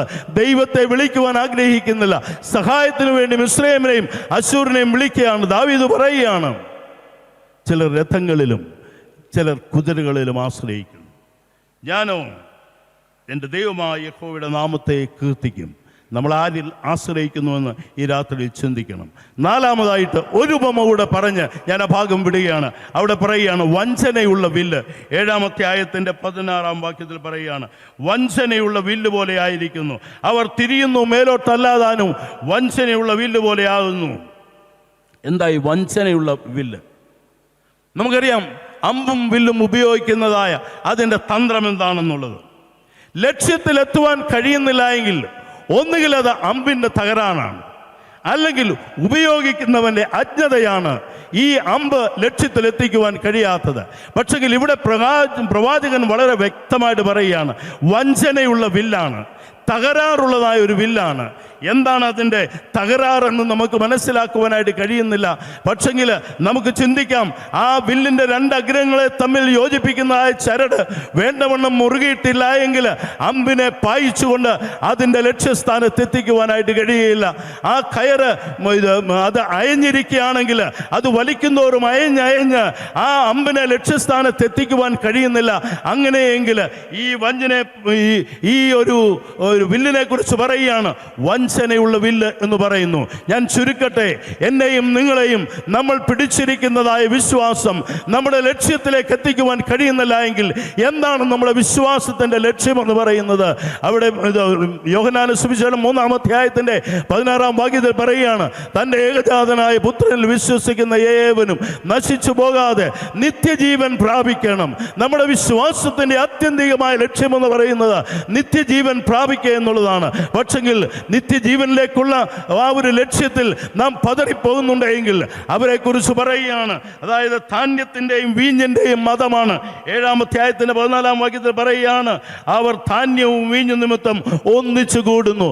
ധാന്യത്തിൻ്റെയും വീഞ്ഞിൻ്റെയും മതം കോട്ടയംകാർക്ക് മനസ്സിലാകണമെങ്കിൽ, നമുക്ക് മനസ്സിലാകണമെങ്കിൽ ഒറ്റ വാക്കിൽ മനസ്സിലാക്കാം, പ്രോസ്പെരിറ്റി ഗോസ്പൽ. ധാന്യത്തിനും വീഞ്ഞിനും വേണ്ടി ദൈവത്തിൻ്റെ പിന്നാലെ ഓടുന്നതായ ഒരു സമൂഹം. വീണ്ടും പറയുകയാണ് 8-ാം അധ്യായത്തിൻ്റെ 4-ാം വാക്യത്തിൽ അവർ എന്താണ് ചെയ്യുന്നത്? അവർ രാജാക്കന്മാരെ വാഴിക്കുന്നു, ഞാൻ മുഖാന്തരം അല്ലാതാനും ഞാൻ അറിയാത്ത പ്രഭുക്കന്മാരെ നിയമിച്ചിരിക്കുന്നു. അവർ പൊളിറ്റിക്കൽ കാര്യങ്ങളിൽ ഇൻവോൾവ് ആകുകയാണ്. ദൈവത്തെ ഉപേക്ഷിച്ചിട്ട് രാജാക്കന്മാരെ വാഴിക്കുവാനും പ്രഭുക്കന്മാരെ വാഴിക്കുവാനും അവർ പ്രയത്നിച്ചു കൊണ്ടിരിക്കുകയാണ്. വഞ്ചനയുള്ള വില്ല് അവർ പിടിച്ചിരിക്കുന്നതാ അതിൻ്റെ രണ്ടറ്റവും ഒരു പക്ഷെങ്കിൽ അയവുള്ളതാണ്. ഞങ്ങളുടെ വല്യമ്മച്ചി ചിലപ്പോഴൊക്കെ പറയുമായിരുന്നു, എവിടെയും പോകാൻ ഇറങ്ങുമ്പോൾ തക്ക സമയത്ത് ഇറങ്ങിയില്ലെങ്കിൽ അല്ലെങ്കിൽ നീയൊക്കെ അയഞ്ഞ കമ്പിളിയാണെന്ന് പറയും. അയഞ്ഞ കമ്പിളിയാണെന്ന് പറയും. എന്നെ കേൾക്കുന്ന പ്രിയപ്പെട്ടവരെ, ഇന്ന് രാത്രി നമ്മോട് ചോദിക്കുകയാണ്, ജീവിതം ലക്ഷ്യത്തിലേക്കുള്ള പ്രയാണമാണോ, അതോ അയഞ്ഞ കമ്പിളിയായിട്ട് അയഞ്ഞ തകരാറുള്ള വില്ല് പോലെ നിന്റെ അമ്പ് ലക്ഷ്യത്തിലെത്തിക്കുവാൻ കഴിയുന്നില്ല എങ്കിൽ ഈ രാത്രിയിൽ ഈ ചോദ്യം ഞാൻ ഉന്നയിക്കുകയാണ്. നിത്യതയിൽ നീ എവിടെ കാണും? നിത്യതയാണ് ഒരു വിശ്വാസിയുടെ ജീവിതത്തിൻ്റെ പ്രത്യാശയെങ്കിൽ നിത്യതയിൽ എവിടെ പോകും? നമ്മുടെ ജ്ഞാനകീർത്തനത്തിൽ വളരെ മനോഹരമായ ഒരു പാട്ടുണ്ട്, നിത്യതയിൽ നീ എങ്ങു പോകും? ചോദ്യം ഇതെല്ലാവരോടും താൻ.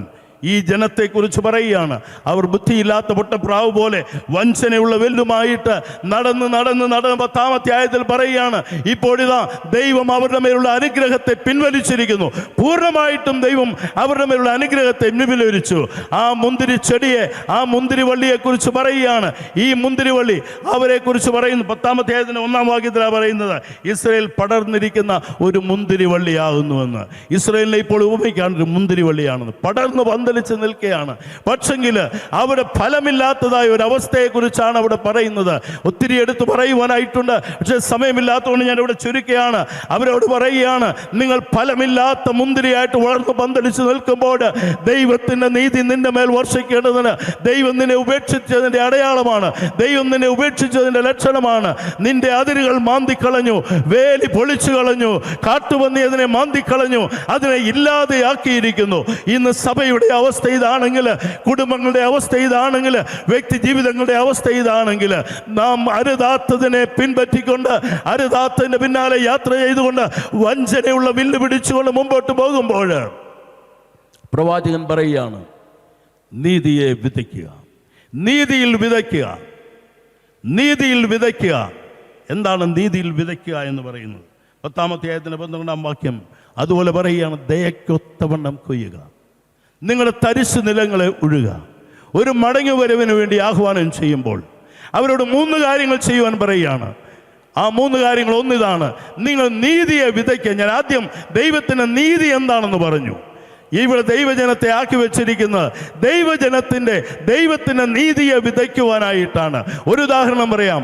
അബ്രഹാമിനെ ദൈവം വിളിച്ചു, അബ്രഹാം വിശ്വസിച്ചു, അതവന് നീതിയായി കണക്കിട്ടു എന്ന് പറയുമ്പോൾ അബ്രഹാം ലോത്തുമായിട്ടൊരു ഇടച്ചുണ്ടാകുമ്പോൾ അബ്രഹാം ലോത്തിനോട് പറയുകയാണ്, ഇതാണ് എൻ്റെ സ്ഥലമെന്ന് പറയുന്നില്ല, നീ ഇടത്തോട്ടെങ്കിൽ വലത്തോട്ട് പോകാം, നീ വലത്തോട്ടെങ്കിൽ ഞാൻ ഇടത്തോട്ട് പോകാം.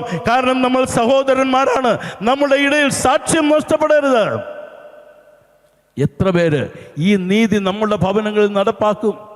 സഹോദരന്മാർ തമ്മിൽ അധികാരത്തിനു വേണ്ടി, അതിനു വേണ്ടി, സമ്പത്തിനു വേണ്ടി കൊലപാതകം വരെ നടക്കുന്നതായ ഒരു കാലഘട്ടത്തിൽ അബ്രഹാം എടുത്ത ഒരു തീരുമാനം ദൈവത്തിൻ്റെ നീതിയിലെടുത്ത തീരുമാനമാണ്.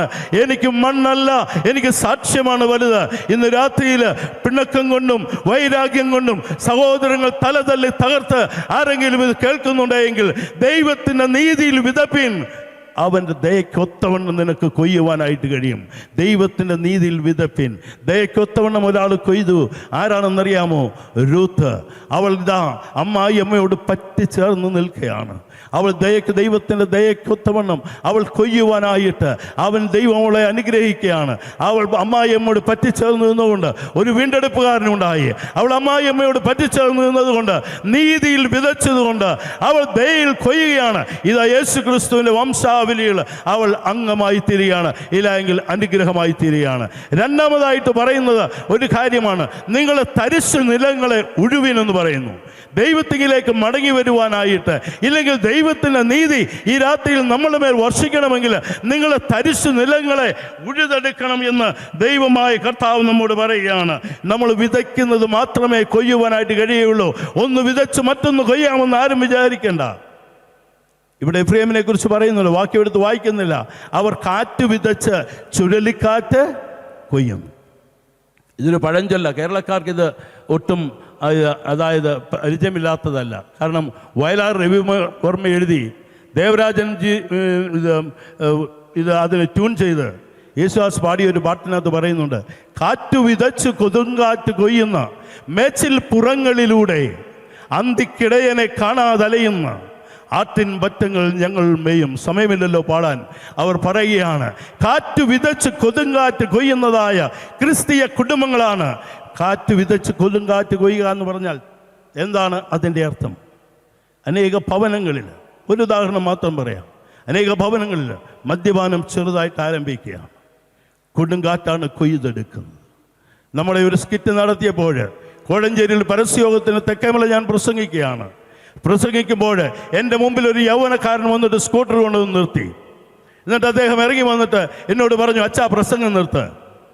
ഞാൻ ചോദിച്ചു, എന്താ മോനെ? അവൻ പറയും, അവൻ മദ്യപിച്ചിട്ടുണ്ട്. നല്ല മിടുക്കനായ ഒരു യൗവനക്കാരൻ. അവൻ പറഞ്ഞു, അച്ഛാ മദ്യപാനത്തെക്കുറിച്ച് പറയുമ്പോൾ ഞങ്ങളുടെ ഭവനക്കാരെ ഉപേക്ഷിക്കരുത്. ഞങ്ങളുടെ മദ്യപാനത്തിൻ്റെ കാരണം കുടുംബമാണ്, ഭവനമാണെന്നുള്ളത് അത് മറന്നുകൊണ്ട് അച്ഛൻ ഞങ്ങളെ കുറ്റപ്പെടുത്തരുതെന്ന് പറഞ്ഞിട്ട് ആ യൗവനക്കാരൻ അവിടെ നിന്ന് ഇറങ്ങിപ്പോവുകയാണ്. ഇന്ന് രാത്രിയിൽ കാറ്റ് വിതച്ച് കൊടുങ്കാറ്റ് കൊയ്യുന്നതായ അനേക കുടുംബങ്ങളുണ്ട്. കുടുംബങ്ങൾ തകർന്നടിയുകയാണ്. അതുകൊണ്ട് ദൈവത്തിൻ്റെ നീതിയിൽ വിതപ്പിൻ. ഇവിടെയാണ് പറയുന്നത്, നിങ്ങളുടെ തരിശു നിലങ്ങളെ ഉഴണം. എന്താണ് തരിശു നിലങ്ങൾ? ഒരു പക്ഷെങ്കിൽ ഇതുവരെയും ഉഴുതിട്ടില്ലാത്ത ഇടങ്ങളായിരിക്കാം. എന്താണ് തരിശു നിലങ്ങൾ? ഒരു പക്ഷെങ്കിൽ ഇതുവരെയും ഉപേക്ഷിച്ച് കളഞ്ഞതായ ഇടമായിരിക്കാം. വേറൊന്ന് അബാൻഡൻ ഗ്രൗണ്ട് എന്നാണ് പറഞ്ഞിരിക്കുന്നത്, ലാൻഡ് എന്നാണ് പറഞ്ഞിരിക്കുന്നത്. തീർത്തും ഉപേക്ഷിക്കപ്പെട്ടതായ ലാൻഡാണ്. അവിടേക്ക് അതിനെ ഉഴുതുമറിക്കുവാൻ പറയുകയാണ്. പക്ഷെ എങ്ങനെയാണ്? എൻ്റെ ഹൃദയം ഇത്ര കഠിനമായിരിക്കുമ്പോൾ, ഇത്ര തരിശായിരിക്കുമ്പോൾ, സ്നേഹശൂന്യമായിരിക്കുമ്പോൾ, സ്നേഹശൂന്യതയുടെ ഒരു വലിയ തരിശു നിലമായി കഴിയുമ്പോൾ എനിക്കെങ്ങനെയാണ് വിതയ്ക്കുവാൻ കഴിയുന്നത്? അവിടെ പറയുന്നുണ്ട്, ലൂക്കോസിന്റെ സുവിശേഷം 13-ാം അധ്യായത്തിന്റെ 8-ാം വാക്യത്തിൽ പറയുന്നു, അവിടെ യേശു കർത്താവ് ഒരു ഉപമ പറഞ്ഞിട്ട് പറയുകയാണ്, യജമാനൻ വന്ന് തോട്ടക്കാരനോട് ചോദിക്കുകയാണ്, ഈ തോട്ടത്തിൽ അത്തിവൃക്ഷം 3 വർഷമായിട്ട് ഞാൻ ശ്രദ്ധിക്കുകയാണ്, അത് ഫലം കായ്ക്കുന്നില്ല, അതിനെ വെട്ടിക്കളയുവാൻ പറയുമ്പോൾ തോട്ടക്കാരനൊരു മറുപടി ഇങ്ങനെ പറയുകയാണ്, ഞാൻ അതിന് ചുറ്റും കിളച്ച് വളമിടുവോളം ഒരാണ്ട് കൂടെ നിൽക്കട്ടെ. ഒരാൾ പറയുകയാണ്, ഞാൻ ഉഴുതുവ മറിക്കുവാൻ ഞാൻ തയ്യാറാണ്, ഞാൻ അതിന് ചുറ്റും കിളയ്ക്കുവാൻ തയ്യാറാണെന്ന്. അങ്ങനെയെങ്കിൽ ഇന്ന് രാത്രിയിൽ നമുക്ക് ഉഴുതെടുക്കുവാൻ കഴിയാത്തത്, നമുക്ക് ഉഴുതുമറിക്കുവാൻ കഴിയാത്തത്, നമുക്ക് തയ്യാർ ചെയ്യുവാൻ കഴിയാത്തതായ നിലങ്ങളെ തയ്യാറാക്കുവാനായിട്ട് ഒരുവൻ നമ്മളുടെ മധ്യത്തിൽ ഇറങ്ങി വന്നിട്ടുണ്ട്. അവരാണ് യെശയ്യാ പ്രവാചകനിൽ കൂടെ ഈ ജനത്തോട് പറയുകയാണ്. 36-ാം അധ്യായത്തിന്റെ 9-ാം വാക്യത്തിൽ പറയുന്നു, ഞാൻ നിങ്ങൾക്ക് അനുകൂലമായിരിക്കുന്നു, ഞാൻ നിങ്ങളുടെ അടുക്കലേക്ക് തിരിയും, ഞാൻ നിങ്ങളിൽ കൃഷയും കൃഷിയും വിതയും നടത്തും. അതിൻ്റെ ഇംഗ്ലീഷ് പരിഭാഷ വളരെ മനോഹരമാണ്. For behold I am for you and I will tend to you and you shall be tilled and sown. ഞാൻ നിങ്ങൾക്ക് അനുകൂലമായിരിക്കുന്നു, ഞാൻ നിങ്ങളുടെ അടുക്കലേക്ക് തിരിയും, നിങ്ങളുടെ അടുക്കലേക്ക് ഞാൻ വരും, നിങ്ങളെ ഞാൻ ഉഴുതുമറിച്ച് നിങ്ങളിൽ കൃഷിയും വിതയും നടത്തും. ഉഴുതുമറിക്കുവാനായിട്ട് കഴിവുള്ളവനായ ഒരു ദൈവം നമ്മെ അവൻ ഉഴുതുമറിക്കുമ്പോൾ ഇന്ന് രാത്രിയിൽ ഒരുപക്ഷെങ്കിൽ അവൻ ഉഴുതുമറിച്ചതായിരിക്കാം, ആഴത്തിൽ ഉഴുതുമറിച്ചതിൻ്റെ വേദനയുമായിട്ടായിരിക്കാം ഇവിടെ ആയിരിക്കുന്നത്. ചില വേർപാടിൻ്റെ അനുഭവങ്ങൾ, ചില രോഗത്തിൻ്റെ അനുഭവങ്ങൾ, ചില നഷ്ടത്തിൻ്റെ അനുഭവങ്ങൾ, ചില നിരാശയുടെ അനുഭവങ്ങൾ എൻ്റെയും നിങ്ങളുടെയും ജീവിതത്തിൽ ഉണ്ടാകുമ്പോൾ എന്തിനെ ഇങ്ങനെ ഉഴുതുമറിക്കുന്നുവെന്ന് നാം ചിന്തിക്കുന്നുണ്ടെങ്കിൽ, അച്ഛൻ പറഞ്ഞല്ലോ ഞാൻ 9 വർഷമേ ഉള്ളായിരുന്നു പറക്കാലിൽ കേട്ടോ. 9 വർഷം പറക്കാലായിരുന്ന ആ കാലഘട്ടത്തിൽ അവിടെ ഞങ്ങൾക്ക് ഏതാണ്ട് 6 ഏക്കർ സ്ഥലം കൃഷി ചെയ്യുന്നതാണ്. അവിടെ സൂര്യകാന്തി തുടങ്ങിയതായി കൃഷി ചെയ്യുമ്പോൾ അവിടെ ഇത് പൂട്ടിയടിക്കുവാനായി ട്രാക്ടറുമായിട്ട് വരുന്ന സമയത്ത് ആ ട്രാക്ടറിൻ്റെ പുറകിൽ സമയമുള്ളപ്പോൾ ഞാനും കയറിയിരുന്നു പോകാറുണ്ട്. ചില സ്ഥലങ്ങളിൽ ചെല്ലുമ്പോൾ അവിടെ ഈ ട്രാക്ടറിൻ്റെ കൊഴുവ് അങ്ങ് ഉയർത്തും. അപ്പോൾ ഞാൻ ചോദിക്കും, ഏക്കറിനാണ് റേറ്റ് പറഞ്ഞിരിക്കുന്നത്, പിന്നെ എന്താണ് നീ ഇവിടെ ഉഴാത്തതെന്ന് ചോദിക്കുമ്പോൾ ആ മനുഷ്യൻ പറയും, അയ്യക്കറിയേയില്ല, ഇത് തരിശു ഭൂമിയാണ്, അടിയിൽ പാറയാണ്, അവിടെ ഉഴുതാൽ നമുക്കൊന്നും ചെയ്യുവാൻ കഴിയില്ല, ബാക്കിയുള്ള ഇടങ്ങൾ ഞാൻ ആഴത്തിൽ ഉഴുതുമറിക്കുന്നില്ലേ എന്ന് ചോദിക്കും. അവിടെ ഒരു ആത്മീക സത്യം എനിക്ക് മനസ്സിലായി. ദൈവം ഉഴുതുമറിക്കുമ്പോഴും പലപ്പോഴും ആരും വിചാരിക്കേണ്ട എൻ്റെ അടുത്തിരിക്കുന്നവൻ ഉഴുതുമറിച്ച ഒരു പരുവമായിരിക്കുകയാണ്, എന്നെ ഇതുവരെയും ഉഴുതുമറിച്ചിട്ടില്ല എന്ന് ചിന്തിക്കുന്നുണ്ടെങ്കിൽ ആ ട്രാക്ടറുകാരൻ്റെ തീരുമാനമാണ്, ഇത് ഉഴുതുമറിച്ചിട്ട് കാര്യമില്ല, ഇത് തരിശുഭൂമിയാണ്, അവൻ വിട്ടേച്ചു പോവുകയാണ്. എന്നാൽ ഇന്ന് രാത്രിയിൽ പറയുകയാണ്, നീ അവനെ അന്വേഷിക്കുവാൻ തയ്യാറാകുന്നുവെങ്കിൽ, അവനിലേക്കൊന്ന് മടങ്ങി വരുവാൻ തയ്യാറാകുന്നുവെങ്കിൽ, അവൻ്റെ സന്നിധിയിലൊന്ന് കടന്നു വരുവാൻ തയ്യാറാകുന്നുവെങ്കിൽ, അവൻ പറയുകയാണ്, അതെ ഞാൻ തയ്യാറാണ്, 1 വർഷം നോക്കാം, അതിനെ ഒന്ന് കിളച്ച്, അതിനെ ഒന്ന് ഉഴുതുമറിച്ച് അതിനെ ഫലം പുറപ്പെടുവിക്കുമോ എന്ന് 1 വർഷം നോക്കാം എന്ന് പറഞ്ഞുകൊണ്ട് ആഴത്തിൽ അവൻ ഉഴുതുമറിക്കുവാൻ തുടങ്ങിയാണ്. ഇന്ന് രാത്രിയിൽ ഈ ഉഴുതുമറിക്കലിൻ്റെ അനുഭവത്തിലൂടെയാണ് കടന്നു പോകുന്നതെങ്കിൽ കർത്താവ് പറയുകയാണ്, this is the time for you to seek the Lord. ഇതാണ് ദൈവത്തിൻ്റെ സമയം. നീ ഉഴുതുമറിക്കപ്പെട്ടിരിക്കുകയാണെങ്കിൽ നിന്നിൽ നീതിയോടെ വിതയ്ക്കുന്നവന് ഹല്ലേലൂയ അവൻ അതിനെ വിതയ്ക്കും, അവൻ ഉഴുതുമറിക്കും, കട്ടയെ ഉടയ്ക്കും. അതായത് പാപത്തിൻ്റെ ചില അവശിഷ്ടങ്ങൾ നിന്നിൽ അവശേഷിക്കുന്നതിനെ അവൻ എന്നേക്കുമായിട്ട് എടുത്തു മാറ്റും. അതുമാത്രമല്ല അവിടെയുള്ള കളകളെയൊക്കെ അവൻ പെരുക്കിക്കളയും. അങ്ങനെ പെരുക്കിക്കളഞ്ഞു കഴിഞ്ഞാൽ ഈ കളകളെ പെരുക്കിക്കളഞ്ഞ് അവനവന് നീതിയുടെ വിധ നടത്തുവാനായിട്ട് ആഗ്രഹിക്കുകയാണ്. നമ്മിലുള്ള അസൂയയും നമ്മിലുള്ള മദ്യപാനവും ഭിന്നതയും വെറിക്കുത്തും പാപത്തിൻ്റെ ജഡത്തിൻ്റെ എല്ലാ സ്വഭാവങ്ങളെയും അവൻ ഉടച്ച് നിരത്തിയതിനു ശേഷം ആത്മഫലമാകുന്ന ഒരു വലിയ ഒരു വിധ നടത്തുവാൻ ആഗ്രഹിക്കുകയാണ്. സ്നേഹം, സന്തോഷം, സമാധാനം, ദീർഘക്ഷമ, ദയ, പരോപകാരം, വിശ്വസ്തത, സൗമ്യത, ഇന്ദ്രിയജയം, ഈ വിത്ത് നിന്നിലേക്ക് വിതയ്ക്കപ്പെടുമ്പോൾ നീ ഭൂമിയിൽ ദൈവത്തിൻ്റെ പ്രഘോഷകനായി മാറുകയാണ്, അവൻ്റെ ശുശ്രൂഷക്കാരനായി മാറുകയാണ്. അവിടെ നീ രൂപാന്തരപ്പെടുകയാണ്. ഇസ്രായേൽ ജനത്തോട് പറയുകയാണ്, നീ യഹോവയെ അന്വേഷിപ്പാനുള്ള കാലം ഇതാണ്. ഇപ്പോൾ നീ അന്വേഷിച്ചു കഴിഞ്ഞാൽ അവൻ്റെ നീതിയുടെ പെരുമഴ നിങ്ങളിലേക്ക് അവൻ ഇറക്കി അയക്കുമെന്ന് പറയുകയാണ്. അവൻ്റെ കൃപയുടെ പെരുമഴ ഈ രാത്രിയിൽ ഇറങ്ങി വരണമെങ്കിൽ ഇന്ന് രാത്രിയിൽ പ്രാർത്ഥിക്കുവാൻ ആഗ്രഹിക്കുന്നുണ്ടോ? അതേ കർത്താവേ, ഞാൻ ആഗ്രഹിക്കുന്നു. ഞാനൊരു ദുസ്സാഠ്യമുള്ള പശുക്കിടാവാണ്. അതേ കർത്താവേ, സാഠ്യമുള്ളവനാണ്, അനുസരിക്കാത്തവനാണ്, കേൾക്കാത്തവനാണ്, ഞാൻ മറിച്ചിടാത്ത ദോഷയാണ്. അതായത് പകുതി സമർപ്പണം മാത്രമേ ഉള്ളൂ. അതുമാത്രമല്ല കർത്താവേ, ഞാനൊരു പൊട്ടപ്രാവാണ്. പകുതി, അതായത് ജ്ഞാനമില്ലാതെ പരിജ്ഞാനമില്ലാതെ കെണിയിൽ വീണ് നശിക്കുകയാണ് കർത്താവേ. പലവിധമായ കെണികൾ എനിക്ക് ചുറ്റുമുണ്ട്. എന്നെ വിഴുങ്ങുവാനായിട്ട് ഇസ്രായേലിനെ വിഴുങ്ങിയതുപോലെ ശത്രുക്കൾ ചുറ്റുപാടും നിൽക്കുകയാണ്. എനിക്ക് ഒരു മടങ്ങി വരവ് ആവശ്യമാണ് എന്ന് ഇന്ന് രാത്രിയിൽ പ്രാർത്ഥിക്കുമെങ്കിൽ, ഏറ്റവും അവസാനമായിട്ട് വഞ്ചനയുള്ളവില്ലാണെങ്കിൽ ലക്ഷ്യത്തിലെത്തുവാൻ കഴിയയില്ല. ഈ പോക്ക് പോയാൽ എവിടെ എത്തുമെന്ന് അറിയുന്നില്ല എന്ന് ചിന്തിക്കുന്നുവെങ്കിൽ, ഈ തോണി എവിടെയെങ്കിലും മുങ്ങിപ്പോകുമെന്ന് ചിന്തിക്കുന്നുണ്ടെങ്കിൽ, ലക്ഷ്യത്തിലെത്തിക്കുവാൻ കഴിവുള്ളവൻ പറയുകയാണ്, ഇന്ന് രാത്രി ഞാൻ ഏറ്റെടുക്കുവാൻ തയ്യാറാണ്. 1 വർഷം നിന്നെ ഞാൻ നോക്കുവാൻ തയ്യാറാണ്. അതായത് ചുറ്റും ഞാൻ കിളച്ച് അതിനെ മറിച്ച് ഉഴുതുമറിച്ച് വളമിട്ട് നീതിയുടെ ഫലം കൊയ്യുവാനായിട്ട് നിന്നിൽ നിന്ന് പുറപ്പെടുവിക്കുവാനായിട്ട് ദേശത്ത് പാർത്ത് വിശ്വസ ആചരിപ്പാൻ നിന്നെ അയക്കുവാൻ ആഗ്രഹിക്കുന്നു. അങ്ങനെയെങ്കിൽ ഞാനിവിടെ അവസാനിപ്പിക്കട്ടെ. അതിനൊന്ന് മാത്രം മതി, അവനെ അന്വേഷിക്കുക, അവനെ വിളിച്ചപേക്ഷിക്കുക. യാബോക്കടവിൻ്റെ തീരത്ത് കിടന്ന് ഇസ്രയേൽ കരയുകയാണ്. 20 വർഷക്കാലം അനേകം നേട്ടങ്ങൾ ഉണ്ടായി. പക്ഷെങ്കിൽ ഹോശേയ പ്രവാചകന്റെ പുസ്തകത്തിൽ തന്നെ പറയുന്നുണ്ട്, അത് നിങ്ങൾ വീട്ടിൽ പോയി വായിച്ചാൽ മതി. 12-ാം അധ്യായത്തിൽ പറയുകയാണ്, യാക്കോബിനോട് എനിക്കൊരു വ്യവഹാരമുണ്ട് എന്നിട്ട് പറയുകയാണ്, അമ്മയുടെ ഉദരത്തിൽ നിന്നിറങ്ങി വന്നപ്പോൾ കുതികാൽ പിടിച്ച് ഇറങ്ങി വന്നവൻ അന്നു മുതൽ തുടങ്ങിയതായ ചതിക്ക് ഒരവസാനം ആവശ്യമാണ്. അതുകൊണ്ട് യാബോക്കടവിൻ്റെ തീരത്ത് അവൻ്റെ സമ്പാദ്യങ്ങളെല്ലാം ഉപേക്ഷിച്ചിട്ട് അവൻ യാബോക്കടവിൻ്റെ ഇക്കരെ വന്നിട്ട് ഏകനായിരിക്കുമ്പോൾ ദൈവം ഇറങ്ങി വരികയാണ്. ദൈവത്തിൻ്റെ ദൂതൻ ഇറങ്ങി വന്ന് അവനുമായിട്ടൊരു മൽപ്പിടുത്തം നടത്തുകയാണ്. അവനുമായിട്ട് നടത്തിയ മൽപ്പിടുത്തം നിങ്ങൾക്കറിയാവുന്നത് കൊണ്ട് ഞാൻ ഇങ്ങനെ പറഞ്ഞ് അവസാനിപ്പിക്കുവാൻ ആഗ്രഹിക്കുകയാണ്. ആ മൽപ്പിടുത്തത്തിൽ ഈ ഭോഷനായ മനുഷ്യന്, ഈ ചതിയനായ മനുഷ്യൻ ജയിച്ചു എന്ന് വേദപുസ്തകത്തിൽ രേഖപ്പെടുത്തിയിരിക്കുമ്പോൾ അത് ജയിക്കുവാനുള്ള കാരണം ഒന്ന് മാത്രമായിരുന്നു, അവനോട് മല്ല് പിടിച്ചവൻ പരാജയപ്പെട്ടു കൊടുക്കുകയാണ്. പലപ്പോഴും കുഞ്ഞുങ്ങളോട് പല മത്സരങ്ങൾ നടത്തുമ്പോൾ നമ്മൾ അറിഞ്ഞുകൊണ്ട് തന്നെ പരാജയം നമ്മൾ ഏറ്റുവാങ്ങാറുണ്ട്. കാരണം എൻ്റെ കുഞ്ഞ് പരാജയപ്പെടുവാൻ കാരണമില്ല. അതുപോലെ അവൻ പരാജയപ്പെട്ടു കൊടുക്കുകയാണ്. എൻ്റെയും നിങ്ങളുടെയും മടങ്ങി വരവിന് വേണ്ടി തോറ്റു തരുവാൻ തയ്യാറായവൻ അവൻ ഈ രാത്രിയിൽ നമ്മളെ മധ്യത്തിൽ ഇറങ്ങി വന്നിട്ടുണ്ട്. അവൻ തോറ്റുകൊടുത്തതിൻ്റെ ഏറ്റവും വലിയ അടയാളമാണ് പൗലോസ് പറയുകയാണ്, അവൻ തൻ്റെ രക്തം മൂലം, അതായത് അവനിൽ വിശ്വസിക്കുന്നവർക്ക് തൻ്റെ രക്തം മൂലം പ്രായശ്ചിത്തമാകുവാൻ ദൈവം യേശുക്രിസ്തുവിനെ പരസ്യമായി നിർത്തിയിരിക്കുകയാണ്. 3 ആണികളിൽ തൂങ്ങിയവനായിട്ട്, പരാജയപ്പെട്ടവനായിട്ട്, ലോകത്തിൻ്റെ അഖിലാണ്ടത്തിൻ്റെ ഉടയവന്, അഖിലാണ്ടത്തെ നിർമ്മിച്ചവന്, അഖിലാണ്ടത്തെ താങ്ങി നിർത്തുന്നവന്, അഖിലാണ്ടത്തെ അനുദിനം പോറ്റി പരിപാലിക്കുന്നവന് ഇതാ തോറ്റുകൊടുത്തിട്ട് 3 ആണികളിൽ കിടക്കുകയാണ്. എനിക്കും നിങ്ങൾക്കും വേണ്ടിയാണ്. ഇന്ന് രാത്രിയിൽ അവൻ തോറ്റു തരുവാൻ തയ്യാറാണ്. നീ അന്വേഷിപ്പാൻ തയ്യാറാണോ? ആരെങ്കിൽ ഇന്ന് രാത്രി ആഴത്തിൽ അവൻ നമ്മെ ഒന്ന് മുറിവേൽപ്പിക്കും. അവനൊന്ന് മുറിവേൽപ്പിക്കുവാൻ ആഗ്രഹിക്കുകയാണ്. ആഴത്തിൽ ഉഴുതുമറിക്കുവാൻ ആഗ്രഹിക്കുകയാണ്. ഏതവസ്ഥയിൽ നാം ആയിരിക്കുന്നു? തകർച്ചയുടെ അവസ്ഥയിലാണോ? വേദനയുടെ അവസ്ഥയിലാണോ? നിരാശയുടെ അവസ്ഥയിലാണോ? ഇതാ കാൽവരിയുടെ ഉന്നതങ്ങളിൽ അവൻ വിളിക്കുകയാണ്, നിനക്ക് വേണ്ടി തോറ്റു തരുവാൻ ഞാൻ തയ്യാറാണ്. നിന്നെ ജയാളിയാക്കുവാൻ പ്രാർത്ഥനയ്ക്കായിട്ട് നമ്മളെ തലകളെ വിടുക. എല്ലാവരും തങ്ങളെ തന്നെ ദൈവകൃപയിൽ പരമേൽപ്പിക്കുക.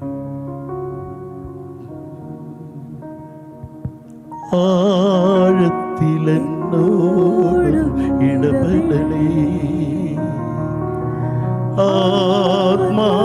ആത്മാവിലെന്നോട് ഇടപെടലേ,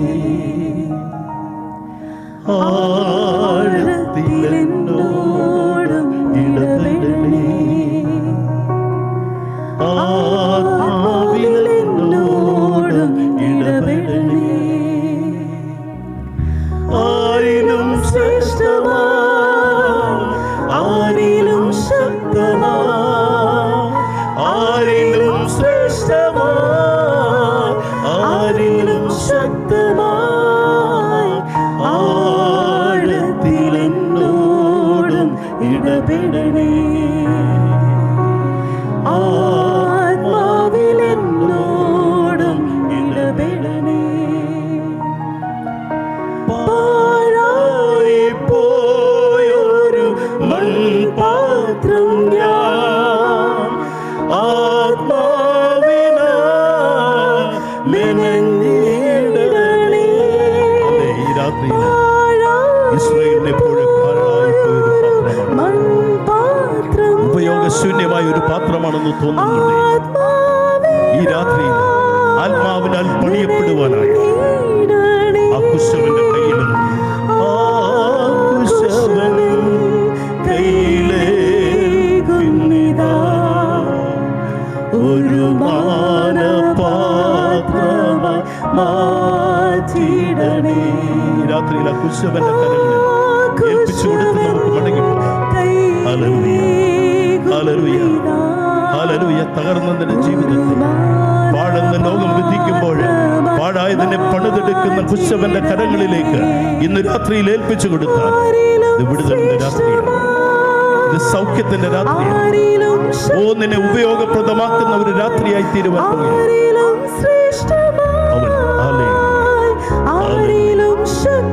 രാത്രി ഏൽപ്പിച്ചു കൊടുക്കുവാൻ